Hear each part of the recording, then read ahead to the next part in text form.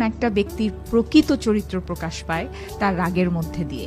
ভালো মানুষও রাগ করে, নিকৃষ্ট মানুষও রাগ করে, রাগ সবারই আছে। এমনকি রাগে সবাই প্রতিপক্ষকে কথা শোনায়, কিন্তু পার্থক্য হলো একজন ভালো মানুষের ভাষা, আচরণ, এমনকি তার কার্যকলাপ রাগের সময়ও কিছু দিক দিয়ে সংযত থাকবে। সে হয়তো কটু কথা বলবে, অপমান করবে, তবে তার ভাষা এবং কার্যকলাপ নিকৃষ্টতম হবে না। আর সেই সাথে সে কখনো সেই ব্যক্তির দুর্বল দিক জনসমক্ষে তুলে আঘাত করবে না। আর নিকৃষ্ট ব্যক্তি শুধু ভাষা নয়, যত নোংরা আচরণ সবগুলোই করবে। আর এতে করেই বোঝা যাবে সে কেমন পরিবারে বড় হয়েছে, সে কি দেখে বড় হয়েছে, আর কেমন মানুষ হিসেবে গড়ে উঠেছে। এটা খুবই গুরুত্বপূর্ণ বিষয়।